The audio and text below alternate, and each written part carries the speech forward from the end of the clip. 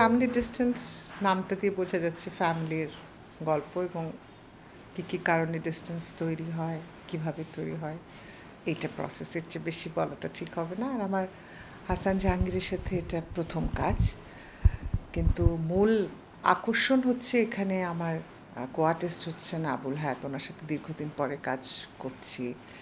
আমি জানি এখানে চিত্রলেখা গুহ, ওয়াহিদা মল্লিক জলি ওনারা আছেন। ওনারা খুব উচ্চমানের অভিনেত্রী, ওনাদের সাথে কাজ করার সৌভাগ্য খুব রেয়ারলি হয়। আমি খুবই লুক ফরওয়ার্ড করছি যে ওনাদের সাথে দেখা হবে, আর কাজটা আশা করি ভালো হবে। আমরা সবাই চেষ্টা করছি।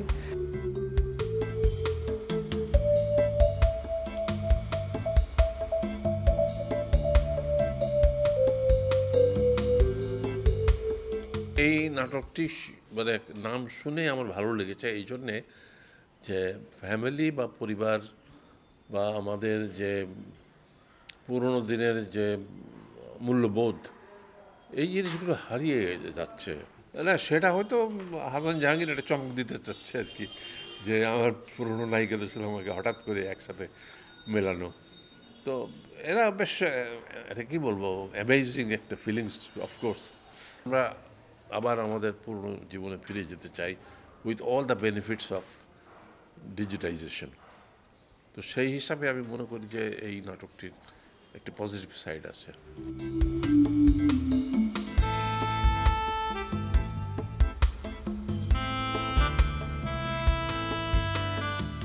ফ্যামিলি ডিস্টেন্স হচ্ছে পরিবার থেকে বিচ্ছিন্ন, মানে একটু দূরত্ব চলে যাওয়া।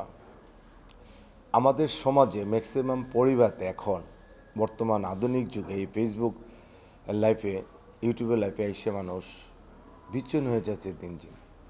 কেন দিন দিন তাদের এই দূরত্ব, এটাই গল্প। আমি আশা করি এই গল্পটা আমরা প্রপার ওয়েতে তুলে ধরতে পারলে বর্তমান যুগের যে অবক্ষয় নাটকের, আমরা মেসেজ ভিত্তিক নাটক দিতে পারছি না, গল্প বীজ নাটক নেই। আমি চেষ্টা করছি, আশা করি ভালো কিছু হবে ইনশাল্লাহ। গল্প পছন্দ না হলে এইসব জনপ্রিয় অভিনেত্রীরা, জনপ্রিয় অভিনেতারা অভিনয় করতেন, এবং বাংলাদেশ স্টার আর্টিস্ট যাকে বলা আবুল হায়াত, উনি করতেন না।